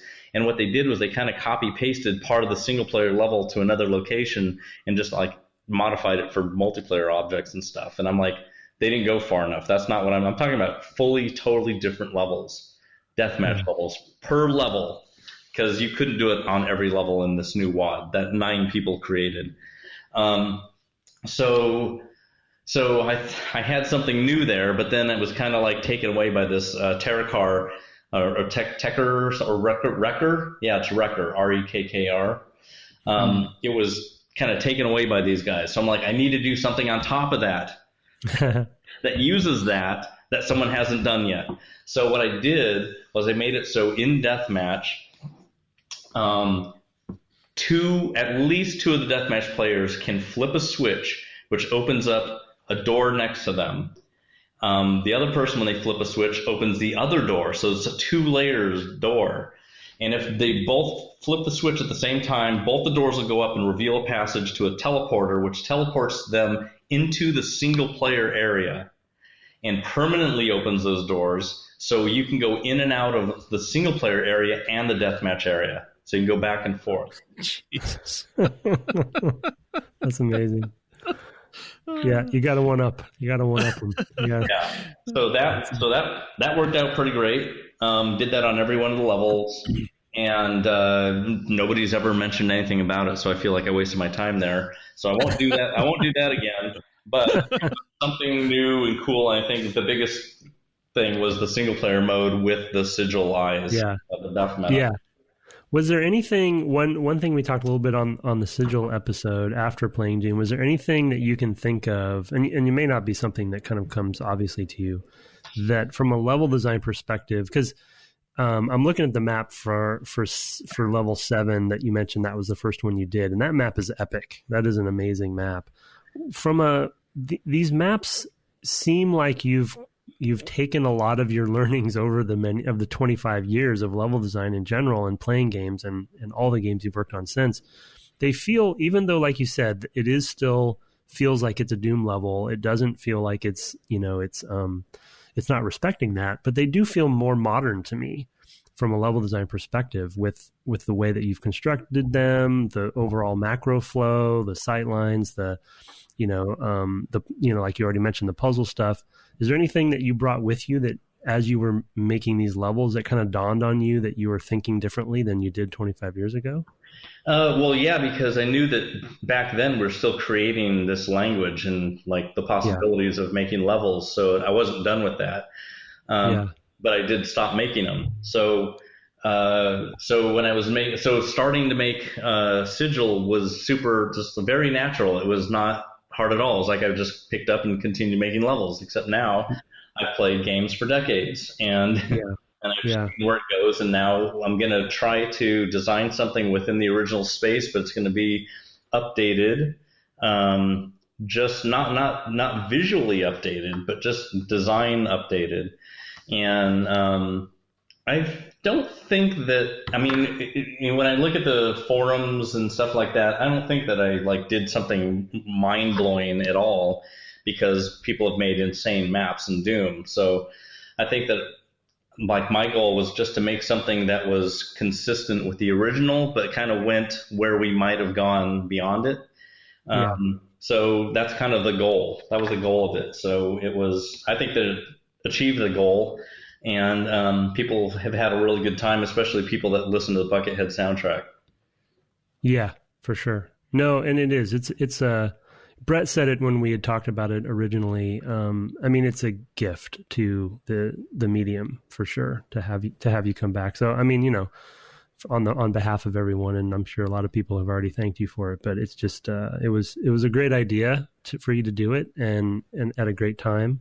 And so, you know, thanks for giving us that gift. Well, you're all very welcome. It was super fun.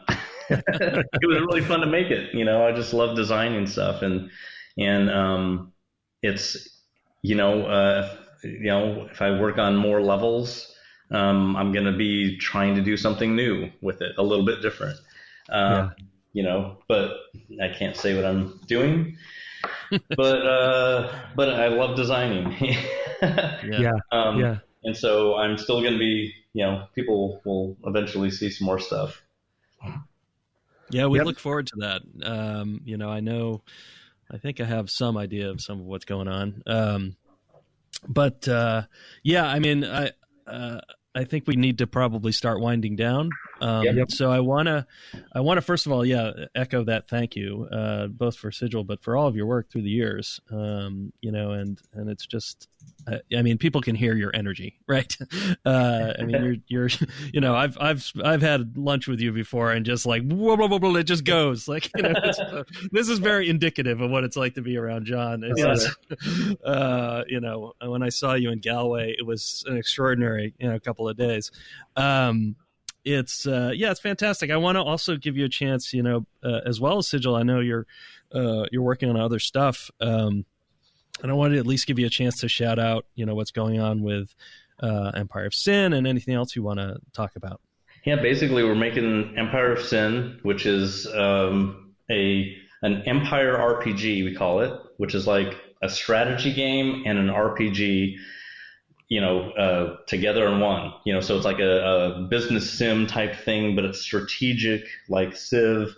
And it has a ton of RPG elements in it with a lot of Crusader Kings type stuff. It's a major system soup, but it's turning out really great.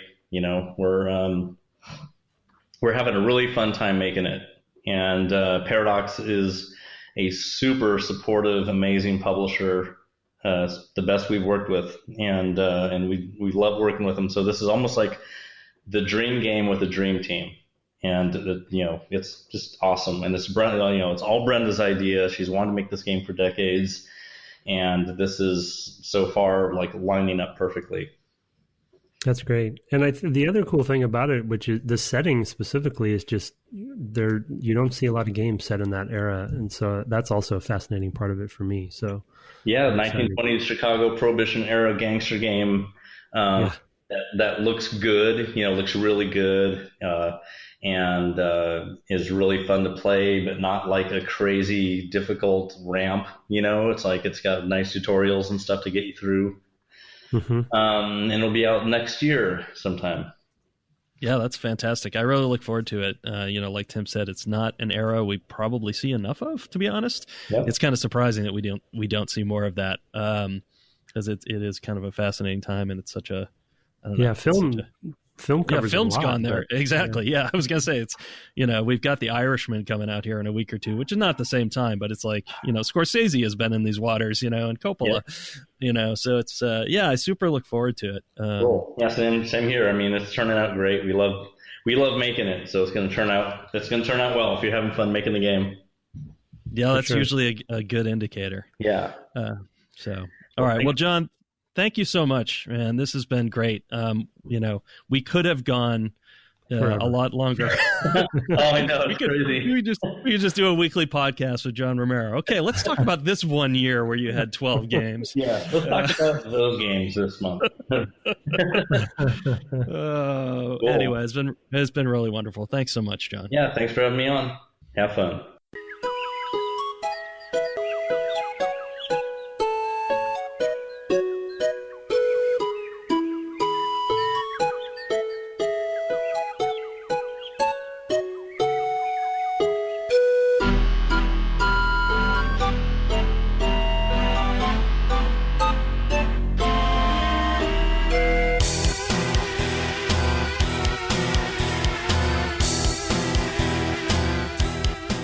Welcome back from that break. I warned you.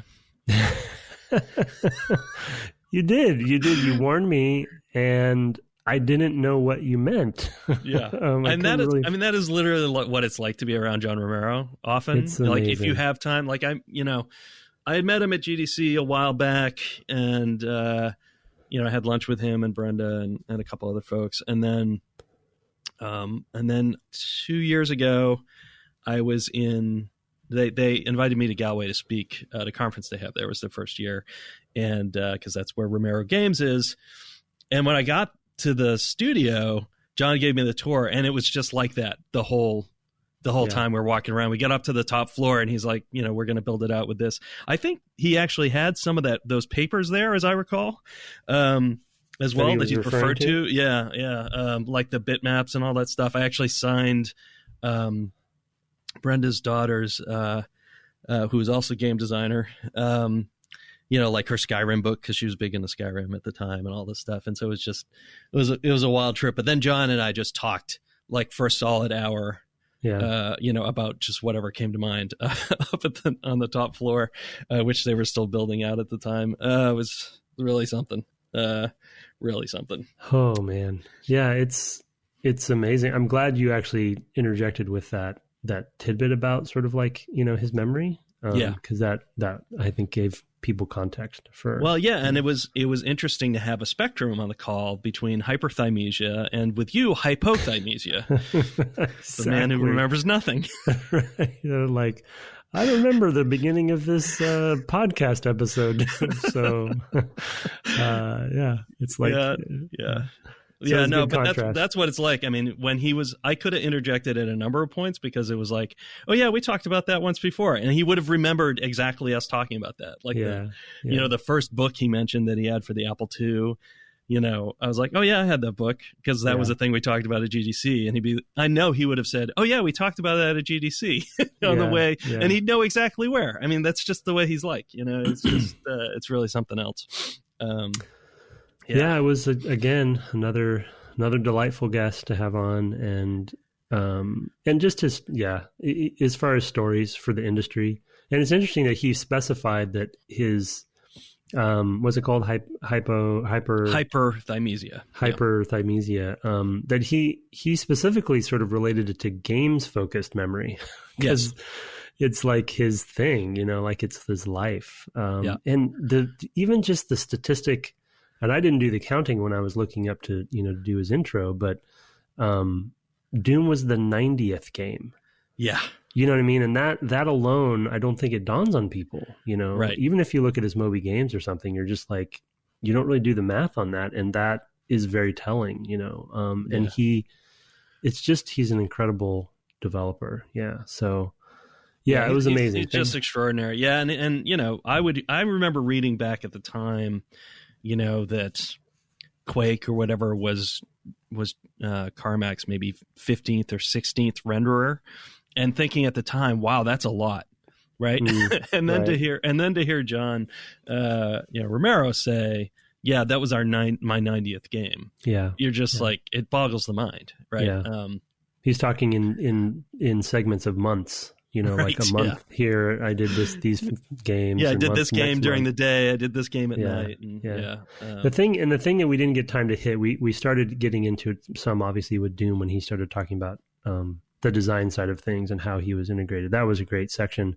But the thing that I wanted to point out to the audience that is probably obvious, but I still want to point it out, that and he focuses and loves talking about programming a lot, right? But he's solo doing these 90 games up until, well, not solo, for the last few, but for whatever 70 of those, he's doing those on his own.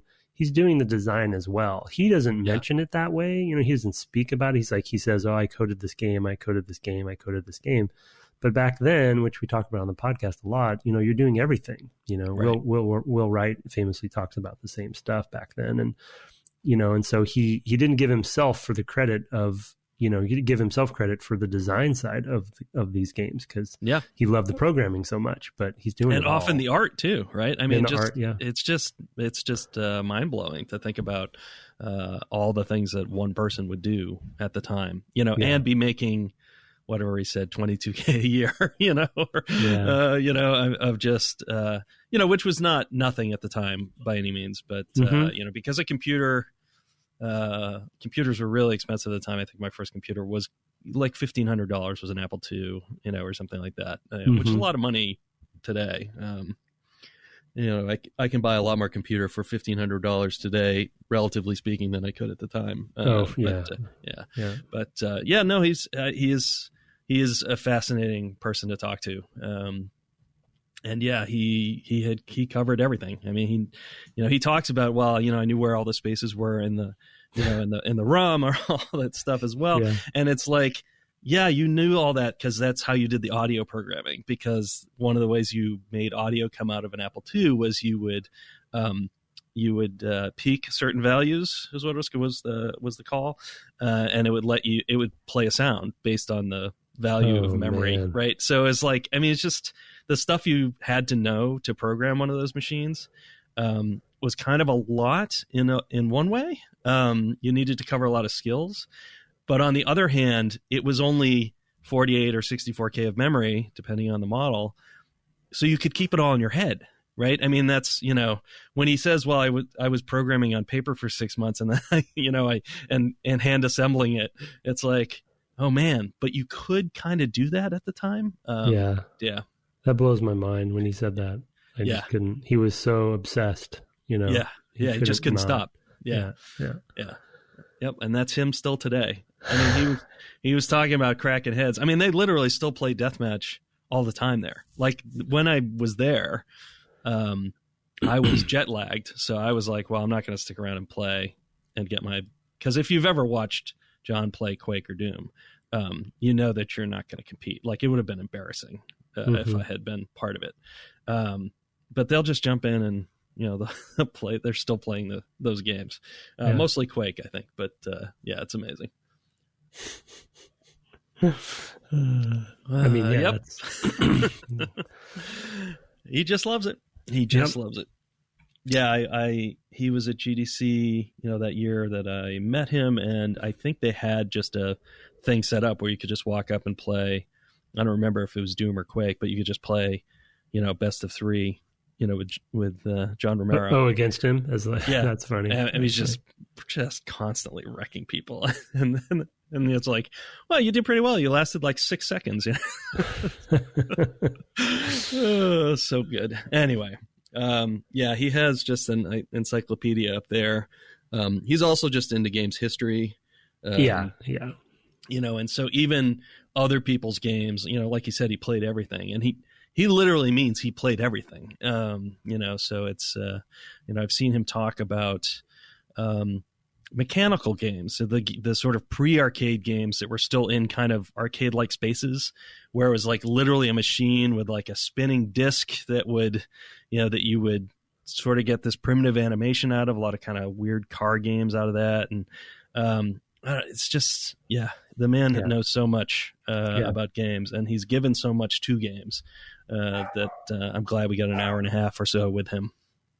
So, and there's the dog. And there's June. So we made it. It's a real episode now. It's an official podcast now. Speaking of official podcasts, let's talk about what we're going to play next. I'll let you intro because this one is particularly dear to your heart. Yes, with some trepidation, I suggest that we're based on recent events, I suppose. Yeah, we're gonna play World of Warcraft. We're gonna finish it. We're gonna play the whole game. We're gonna play the whole game in a month. It's gonna be fine. No. We're gonna play World of Warcraft Classic because it is extremely rare in a way, maybe the only time that we've ever had this happen where we've had an MMO release the original version of itself available to the public, easily accessible with WoW Classic. So because of that, both because of that launch and anniversaries, and we haven't played an MMO yet, and it is obviously, as Brett said, near and dear to my heart because I still play on and off, and I've been playing from the beginning. From the beta. I was in Friends and Family beta even. So I love this game. It might be my favorite game of all time and probably will always be that, just because it's my thing. But I will be objective. Sorry. Anyway, we're going to play WoW Classic for our first, but we're going to do something a little bit different with it because of the nature of the genre. We're going to actually play it over a longer period of time, kind of in the background, intermixed with probably other games that we'll play in our traditional manner.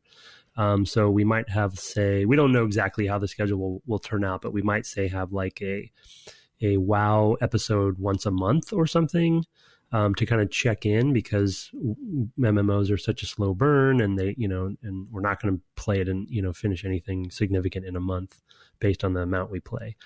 But for the first session, we're going to play just up to level 5. We're gonna start probably Alliance characters, and then I will figure out which server we'll be on in case anybody who plays or who listens wants to play in the same server. And we'll probably announce times that we play and stuff too, if we can coordinate that. So that's what we're playing next. Yep. Good luck to us. Yeah, at the very least, people will be able to see me playing a bit on. And did you even say Alliance? We're going to start with the Alliance. I did mention. Yeah, we're going to start Alliance because I'm a Horde Just through and distracted through. by work message. You're a Horde guy. So I thought it'd be good to mix it up because I've played some of the early Alliance stuff throughout the years, but I really haven't scrutinized it. So we'll probably need to resurrect SWotH. We could do that. Which SWotH still exists, to be honest. Do they? Oh, I thought it got folded into something else. So no, I'm still the GM. In fact, of course you are. So, for folks who have no idea what we're talking about, SWotH is Secret Weapons of the Horde, but I guess it would be SWotH in this case. We're going to play some Alliance. But yeah, Tim's guild was, and I was in that for a while back in the day. I think I recruited everybody eventually at some point. Yeah, we had a number of especially Republic Commando folks in that guild. I remember Tim Ramsey was definitely in there. Reed probably. Anyway. Yeah, good times. But yeah, I can remember going back to 2004 and needling you about playing a mud. Right. And that being a thing. We'll get into all that next week. And then after that, actually, it'll be good to just play 1 week of this and then come back to it later because we look to have a second interview lined up. We won't talk about that yet. We hate to jinx them in advance. But the week of Thanksgiving, American Thanksgiving, we will be giving thanks with another interview, I think. So hopefully that all works out. So it's an Eternal Darkness interview. So that's great. Yeah. That's what we've got for the next couple of weeks. So, so we'll do that. I'm looking forward to editing and listening to this conversation again tonight. In the meantime, I guess you can find the show at devgameclub.com or on Twitter at devgameclub, where you can also find my co-host at Tim Longo Jr. with the JR at the end. You can find me streaming many nights and most weekends at twitch.tv/Brett Duville, where I will be playing World of Warcraft this weekend. And I am returning to Horizon Zero Dawn for weeknights, so you can find me there. Thanks so much for listening, and good afternoon. Good afternoon. Damn it.